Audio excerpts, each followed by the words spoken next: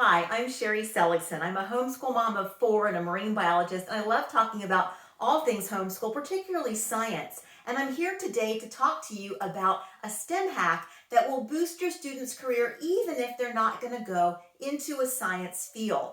Now, science is always a challenge for parents to provide, particularly all the different types of science throughout a high schooler's career. Many students struggle with getting enough required courses for high school. Some don't like science, and others aren't quite prepared for or ready for certain rigors of specific types of sciences. So that's absolutely fine because there's a science hack, and I think it's a great one that will help fill your student's need for a science course. It's practical, your student will love it, and you will love it too. Now, I often struggled to make sure I was providing for all the different needs that my kids had when they were in high school. They had various different abilities and different directions, not always science directed. And so I was struggling with what was necessary for them. Each one had unique strengths, abilities, different passions, but it's good to give them lots of experiences in a lot of areas across the academics so that they're able to see all of the things that God has in His amazing world, and they might be sparked to discover that they like something they didn't think that they liked previously. So what's this hack? Well, it has to do with something called an exploratory internship. And there's two different types. There's some students who really have a dislike of science, right? Or they're fearful of some of the different high school sciences. But there's some great science electives that they can take and check off that little box of science, but it can be done in a way that's engaging, educational, and beneficial.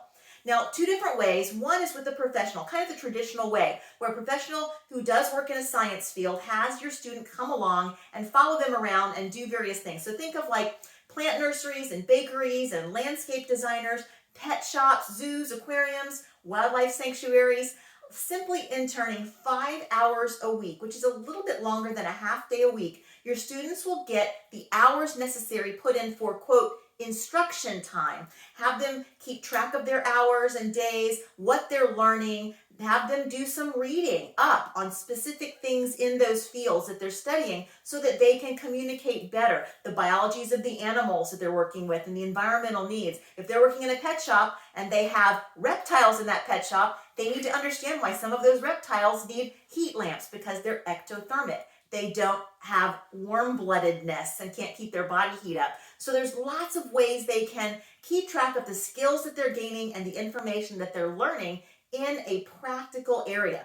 Now, the second way to do it is have your students do an independent exploratory internship where you, mom or dad, are the mentors. Now, it doesn't mean you have to know about the science that they're studying. You can actually help them by directing them and going alongside of them in doing the research of what they want to study, hunting down activities for each month based on that field of study that they want to explore. So perhaps they're going to keep a garden and they're going to explore all things plants. Well, they're going to want to do some research on plant biology and the reproductive patterns of plants, what plants need, why they need fertilizers. Do they even need fertilizer in the soil that you have? What are the various growing zones in the US or wherever it is that you live? All of those things can be studied.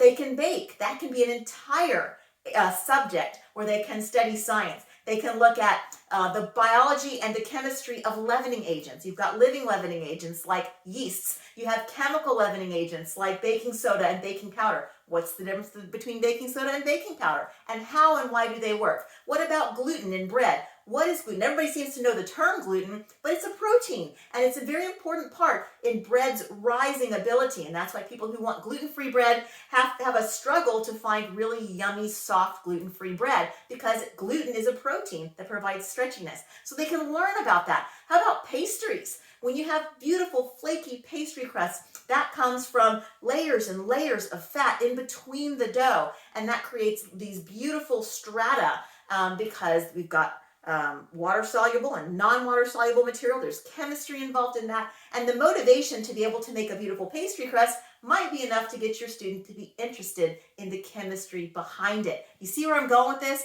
You can also take a look at your local agricultural extension agency in your area. Just perusing the website might help you figure out some things that will spark your students' interest to get them exploring a small internship at home or with someone else as a professional to be able to delve into the sciences. Either way, even if they're not science directed. They're going to come away with research skills. They're going to come away with education that they've gained, interpersonal skills if they're working with people, lots of benefits, and really no disbenefits through the whole experience.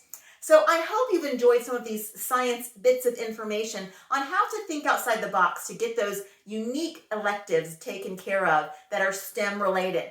You can join me. I'm Sherry Seligson on a YouTube channel, Sherry Seligson, Facebook, MeWe, Instagram. I love sharing various tips like this as well. Thanks for coming today and listening to some amazing science STEM tips that you can do with your kids.